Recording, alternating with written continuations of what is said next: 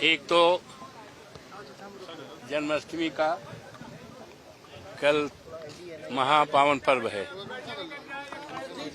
जन्माष्टमी के महान पावन पर्व पर आप सबको हार्दिक बधाई देता हूं और आप सबका अभिनंदन करता हूं, स्वागत करता हूं और आपके प्रति आभार प्रकट करता हूं कि आपने मुझसे बात कर हमारी बात को देश और प्रदेश और सब जगह पहुंचाने के लिए आप आए हो। अब सवाल करिए। आपके बेटे चुनाव लड़ रहे हैं, टिकट फाइनल हो गया है?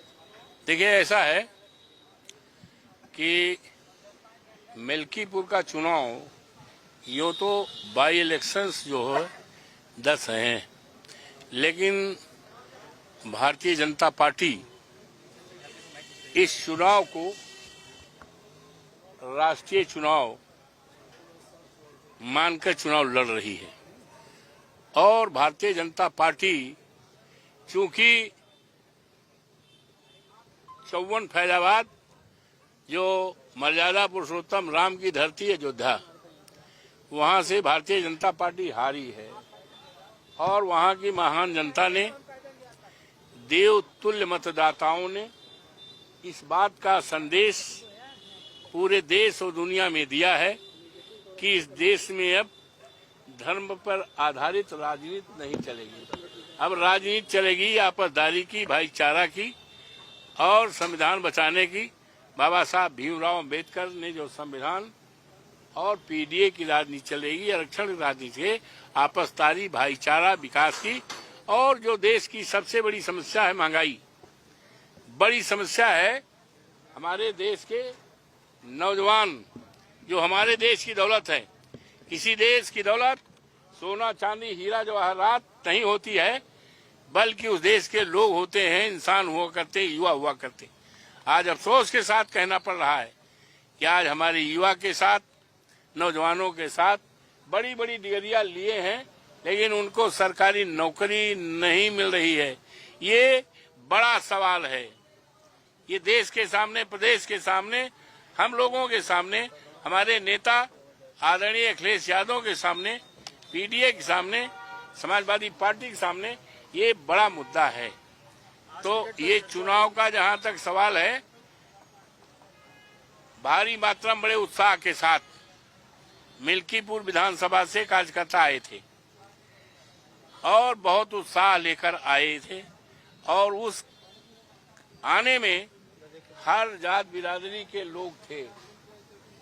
माननीय राष्ट्रीय अध्यक्ष जी के विचारों से उनको काफी ऊर्जा मिली है, उत्साह उनका 10 गुना बढ़ गया है और इस चुनाव को ये हमारे प्रदेश के माननीय मुख्यमंत्री जी आदरणीय योगी जी ने अपने हाथ में लिया है। और मुझे अफसोस है कि ये दिल्ली वाले जो भारतीय जनता पार्टी के लोग हैं, अब आप इशारा समझ ही रहे हो दिल्ली वाले किसको कह रहे हैं। पता नहीं हमारे बाबा मुख्यमंत्री के खिलाफ क्यों हैं। अरे कहाँ उत्तर प्रदेश के मुख्यमंत्री हैं, पूरे प्रदेश के मुख्यमंत्री हैं और चुनाव समय देश के तमाम राज्यों में जाते हैं, लेकिन उनका कद इतना छोटा कर दिया है कि उनको केवल 2 विधानसभा क्षेत्र, मिल्कीपुर और कटिहारी, ये दिल्ली वाले जानते हैं कि भारतीय जनता पार्टी हारेगी, मिल्कीपुर से बहुत वोट से हारेगी भाजपा और कटिहारी से भी हारेगी। तो ये जान करके इनको जिम्मेदारी सौंपी है, तो इसी से कुछ मंसूबा दिल्ली वालों का हमें लगता है हमारे सीधे साधे मुख्यमंत्री बाबा के खिलाफ मन में भाव है, क्योंकि वो जानते हैं कि चुनाव भाजपा हारेगी और हारेगी नहीं, बहुत बुरे तरह से हारेगी। तो दिल्ली वालों को कुछ करने का मौका मिलेगा। दांव प्रतिष्ठा पे लगी मुख्यमंत्री किस पे? दांव प्रतिष्ठा पे लगी इनकी मुख्यमंत्री की। अरे भैया, तो कहते नहीं है इस चुनाव को उन्होंने चुनाव को बना दिया है योगी बनाम अवधेश प्रसाद तो अवधेश प्रसाद के साथ जनता है। अवधेश प्रसाद अकेले नहीं है, वहाँ की सभी जात बिरादरी के लोग हैं, हर समुदाय के लोग हैं, और इन्हीं लोगों ने हमें 35-35 हजार वोट से जिताया था 12 में। इस चुनाव में भी जो 4 जून को जीते, इसमें भी जिताया है, और जितना हमेशा जिताया है। तो इनका मन वही है और पूरी तरह से तैयारी है। भारतीय जनता पार्टी बुरी तरह से हारेगी, और वो जानते हैं कि अवधेश प्रसाद के रहते, समाजवादी पार्टी के रहते विकास हुआ है। बाबा का जादू चलेगा नहीं, इसका मतलब है? मिल्कीपुर का जादू चलेगा नहीं? नहीं, कुछ नहीं। जादू कौन है?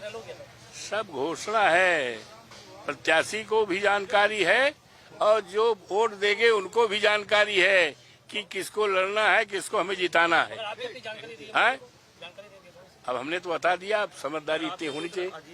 अरे भाई, आप समझ जाओ कि जो आए थे हमारे क्षेत्र के 500-600 से ज्यादा आए थे, और लोगों को पता है कि कौन लड़ेगा, तैयारी भी हो रही है, और जो जिसको लड़ना उसको भी पता है। तो धन्यवाद, और जन्माष्टमी की ढेर सारी बधाइयां हो। ये महान पावन पर्व आप सबके लिए मंगलमयी हो, यही कामना के साथ आपको बहुत बहुत धन्यवाद।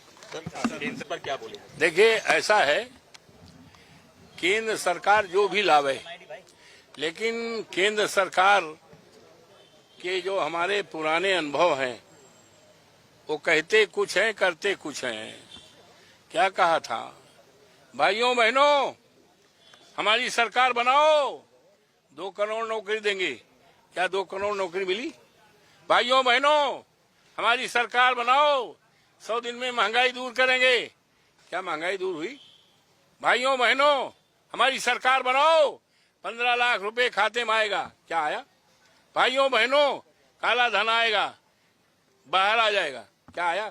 तो उनकी बातों पर हमें क्या, पूरे देश को अब कोई यकीन विश्वास नहीं रहेगा, और देश की जनता बदलाव चाहती है।